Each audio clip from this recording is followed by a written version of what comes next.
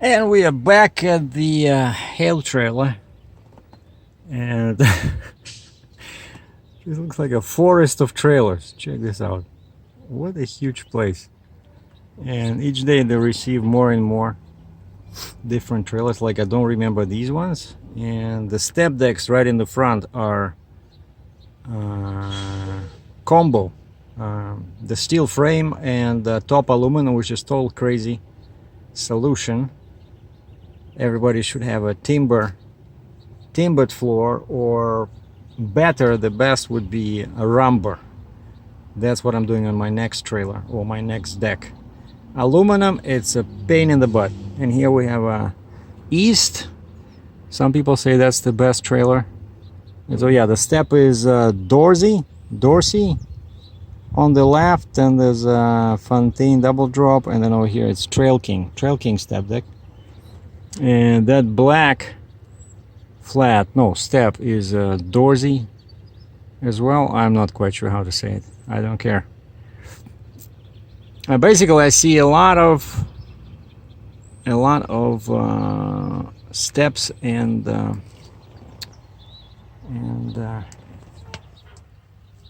flats, because of course the economy is not very good, and so they told me the trailer would be ready. I stopped here this morning in my fancy Audi Quattro Q5, and I love that car, I'm telling you.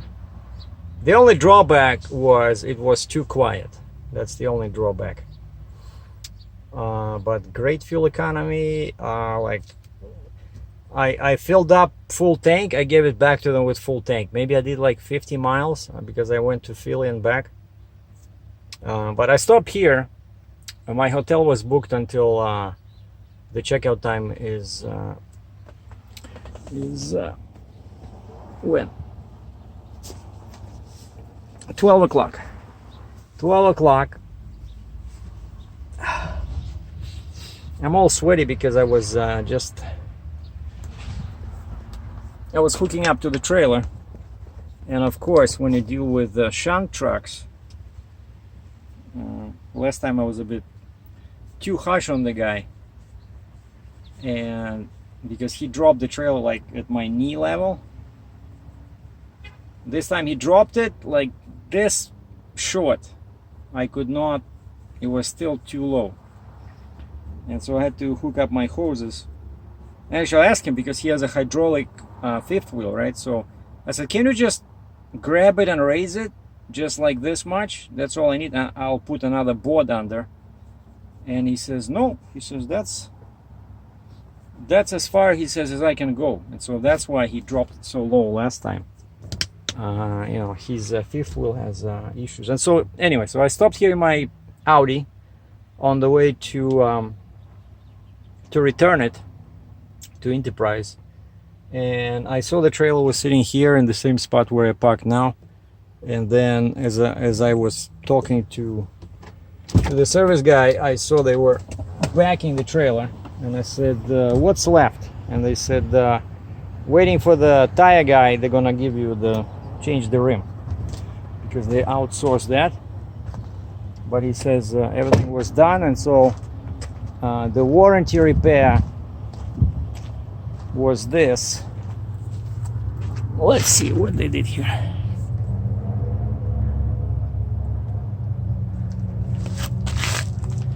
Oh, that's what they did. So they added this part in here.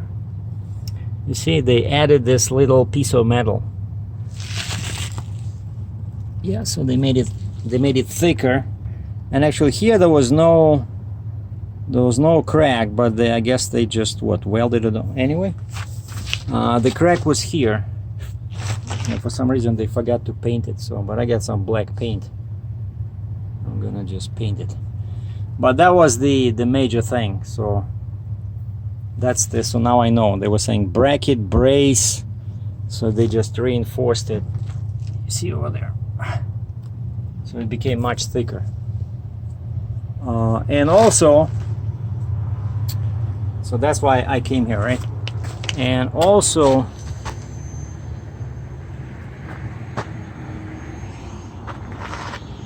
Okay, hold on. Which one is... This is smaller, this is bigger. Yeah, okay, smaller. All right, and also ask him to add the shim. Right, and I said make sure you add the shim not too big so that I can still put these. And you see, they added this second weld in here, this one, like this spot. It looks like, I don't know, almost 1/4 of an inch. And so now it should be touching in there. And also what I discovered is, I guess they were lifting the flip box and they did not realize that there's connectors there. And they broke off the blue connector. Like the connector on the trailer just broke off. You see how it looks brand new, right? So the part where the glad hand connects. And so I was using all these boards under so that this guy can pick it up. And I left my business cards everywhere so that nobody steals it. But I'm gonna tie it down later. And so that's the rim I got. It looks like pretty much new. I said, "Hey guys, sure it's used?" They said, "No, it's used. 125 bucks." Plus, I think it was $90 for the install. And remember, I was talking about shims. Now check this out. You see, like this shim, right? Because now I have the blue shim, medium size. When I did that, so now when I run empty, even at low ride height, this axle is pretty much empty. So you can tell that by the increased height of the bag. So I can put the board under it, like drive on the board and raise it very easily. But then it'll be difficult to turn. I don't know. But that's what that shim does. So the shim kind of like, wait a second. Yeah, because it pushes this down, and so this part goes up, right? That's how they work. So the shim affects, it transfers the weight from this axle to this axle, which is neat when you have a heavy load, because normally this will be overloaded, right? And this will be underloaded. So with the heavy load, so up to somewhere 100,000 pounds, I'm gonna leave this one. And if I do anything over 100,000 pounds, I'll find a place or a shop where to change it to the red shim, which is 1/2 inch. Now over here, see what I did? I removed one shim. That's my kind of like empty, running empty setup. I still need shims because if I don't put them in, the rear airbags will be like 5 feet tall. Oh, I'm of course exaggerating, but and they removed, before I had the red shim in here, then I moved it over here. They're totally useless. Oh shoot, I forgot that I took this from the forklift over there. Oh, he'll find it. Anyway, what they broke is this part. They broke this part on the trailer. It was just broken off. And I said, guys, that's not me. I swear it was not me. And you see right now, you can actually see the trailer has a little, yeah, you see, even without that red shim, you can see how this is tilting this way, right? And so I reduced the height on these 1, 2, 3, 4, 5, 6. But so this should work. See, now this airbag is a bit taller than this one, but because I removed the shim, this one and this one, well, this one is still heavier. This one is still heavier, which means that I gotta watch it on turns. I gotta watch it on turns. Or we can further remove this. Hold on, let's do that. So this will take the pressure off. 1, 2, 3, 4, 5, 6. Let's go to this one. Alright, so now these airbags will go down, and the weight from here will go on the trailer. So the trailer airbags will become smaller. These airbags should become bigger. Oh yeah, you see? I can see how it rises. Now check this out. That, you see? Perfect. So basically, yeah, there should be hardly any pressure here, because otherwise these two axles they take over the trailer, and they try to steer this part away from the turn.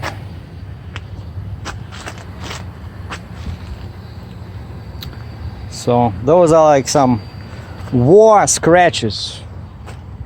All right, and yeah, the trailer looks rusty, but what do you do? And so what happened, yeah, so the bill was, the invoice was much more reasonable than last time. Last time it was over 2,000 bucks. This time it's 460 or something. And so the plan is just to wait here till, you see it's now 2:15. So they close at 3 or 3:30. And they said I can park in their second lot. Because I wanted, like, you know, I don't have a load, so what do you do? I know that crazy TA in Paulsboro is 100% full by 1 o'clock. Something is going on there, I'm not sure what. Some kind of a, probably a mafia selling spots. And now I need 2 spots. Like, if you remember last time I went there, when I was sitting there for 3 days, I had a tandem, because these guys, after the repair here, right? Because these guys changed my booster from 3+1 to 2+2, and I asked them to load it on the deck. And so they loaded it on the deck, they flipped my neck, so I was like 15 feet long, you know? Well, almost. And so I was like a regular drive-in tractor trailer. But this time, I would need to get so lucky as to see 2 spots, one after another, right? And then I pull in. That's what I need. And the only time I can find that is early in the morning. I'm talking about that truck stop, because I don't know yet what to do. I was talking to one guy, but everything is crazy. So basically there's no loads here. All the loads are 700 miles, 1,400 miles away, because I can only go to Canada, right? So one guy has a milling machine in Georgia.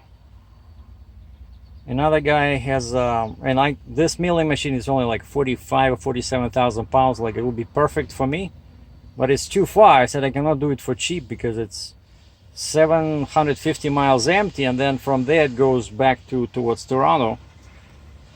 But clearly, especially when it's 45,000 pounds, so it's pretty light, so they don't want to pay, you know, good money.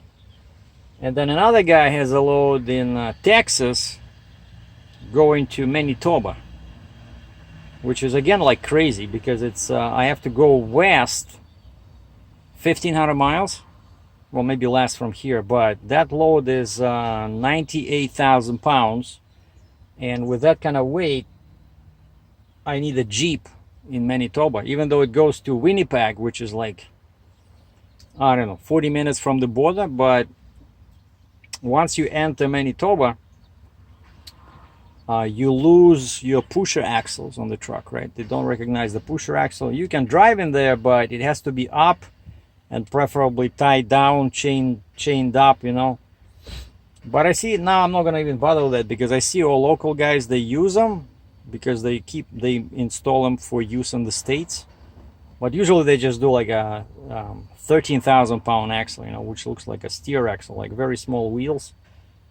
And I asked one guy, I see Alberta license plate. I said, how come you have a push axle on the truck? He says, I thought they were illegal. He says, no, they allow us to have this. He says, we just use them when we go into like Washington, Oregon, stuff like that. Because of course, in Alberta, the weights per axle are higher. So without the pusher, you can still move a lot of weight. But once you go into the States, the axle weights are reduced, and so it's useful to have another axle, you know, even though it's like 13,000 pound axle. But that's what local guys do, and so I see they don't tie it down. There's no straps, nothing. So forget it. I'm not gonna. If I go there again, I'm not gonna do it. But you know, when I hooked up to this apparat, as they say in Russian, rig, juggernaut, it's really an impressive piece of machinery, you know, like with that spreader, like geez, it's so long, you know, and you can do so much damage with this. By damage I mean you can move a lot of freight, and you can do damage if you're not careful, because that booster, it's you know, when you empty, and you gotta watch your shims. So that Monday incident was a good lesson for me. So now I know what not to do, what to do. But you never have these issues with 3+1, because actually in my trailer 3+1 does not require any shims, you know, in the spreader. I only used to put one shim between the flip axle and the trailer, and then there's the spreader and the flip axle, no shims. It works fine. And then when you empty, you can always reduce the pressure in the big airbags, and so that one axle cannot take over the whole trailer because you have 3 axles on the ground. But this one, because it's 2 axles there, 2 axles there, you know, if you have too much pressure on the rear tandem, it takes over the trailer, and the whole thing goes like a, you know, like one of those side, you know, those loaders that can go sideways, like they can go, all the wheels turn and they can go sideways. That's what it does if you have too many shims and you're empty. And so yeah, those were 2 loads I was talking to these guys about, Texas and Georgia. And that crazy load, I left a comment in the community section there. There's a 40 or 45 foot long load, which they say is a vessel. A vessel meaning, I guess it's like a big tank, you know, like a huge cylinder kind of shapy thing. And so that's the one that requires 36 in the well. So, and I started making inquiries, how much would it cost to buy a deck insert?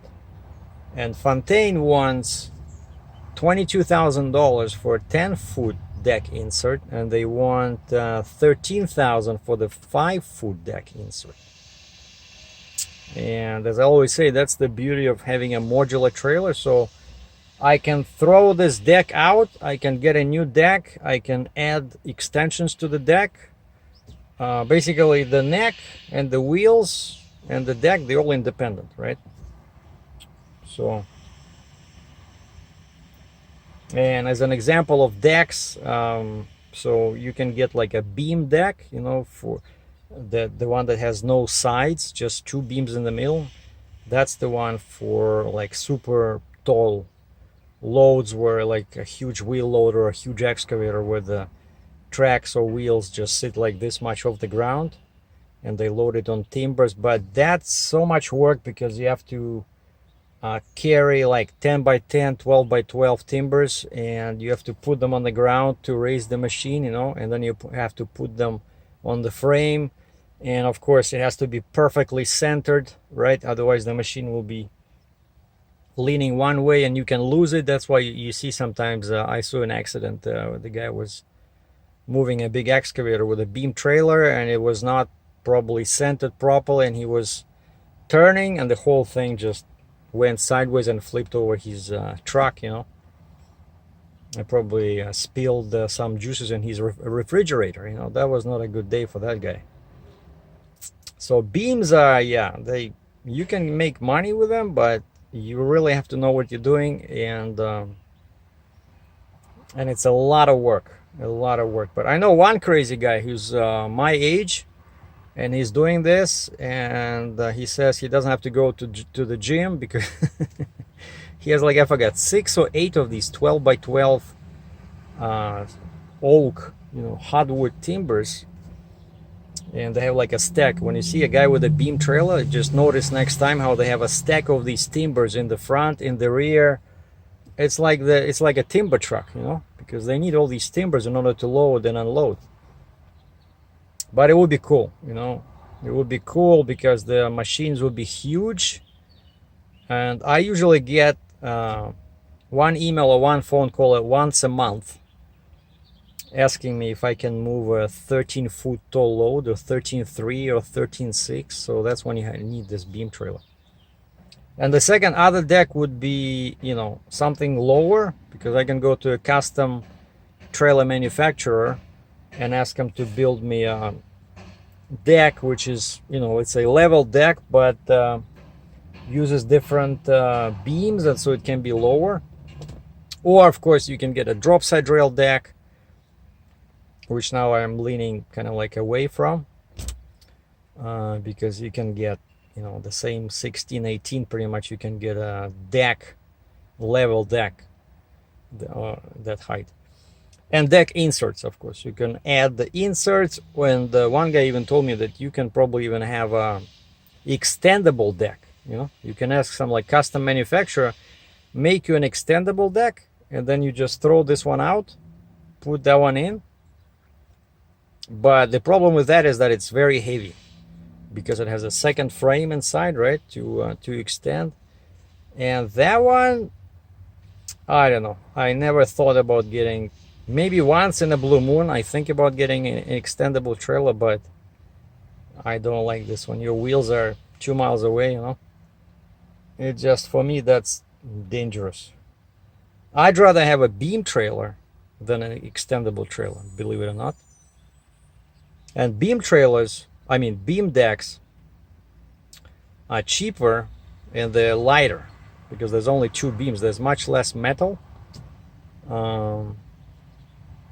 But it's just, you know, for me as a one guy company, it's a beam would, you know, you need a big forklift to, it's a lot of work to change decks, as most people know. So I want to get one deck and stay with it. And unfortunately, beam, I don't think I would get enough work just to keep the beam deck in all the time. Like the insert, I could probably, that 5-foot insert, so 26 now, add 5, so that's 31.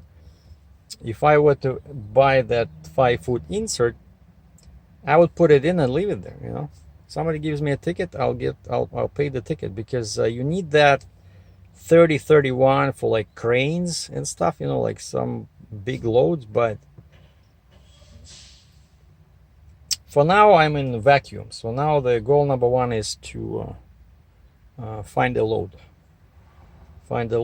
And I was not sure what to do, like whether to drive home again, but you know, like there's no guarantee that I will have a load there. Actually, my load board right now has 3 loads, 3 from Ontario and Quebec going to US for my trailer. From US, all US to all Canada, for my trailer, there's 5 loads. I'm not joking, 5 loads. But of course you see more listings, but if you look closely, they're the same load. It's just they post them, let's say, you know, Saturday, Sunday, Monday pickup, Tuesday, Wednesday, and all of a sudden it looks like there's 5 loads, whereas in fact it's only 1 load. And so yeah, that's what I have. We have 3 loads from Ontario, 5 loads from US. 2 weeks ago, the situation was reversed. There were more loads in Ontario than here, and that's why I left. And you see, I was able to get that milling machine near Windsor and bring it here. But now, I don't know. I'll think about it till the end of today, and then tomorrow morning I'll decide whether I'm just driving over to that stupid truck stop in Paulsboro and sit there till Monday, hoping that something will show up on the load board going to Canada, or just give up and leave this place tomorrow morning and go back home empty 450 miles. So that's what I've been thinking about. These are the news. So the trailer is fixed. I should probably take off that 60-ton marker and put in a 95-ton marker. Okay, maybe 80. Maybe I'm gonna go ask Hale Trail if they have that 80-ton. Just put it on. That would be cool, actually. Just if somebody asks, like those guys in Alberta, when I brought that pile driver, the guy says, "Your trailer seems light," and I say, "You see that number 60? It's a 60-ton trailer." "Oh yeah, but most guys come with 5 axles in the back." I said, "Don't worry about those guys. I'm here, right?" But if I had that 80, I would say, "Hey, you see this? It's an 80-ton trailer." So I'm going to leave you with that thought.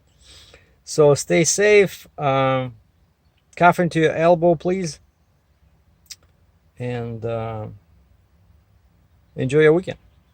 I'll see you later.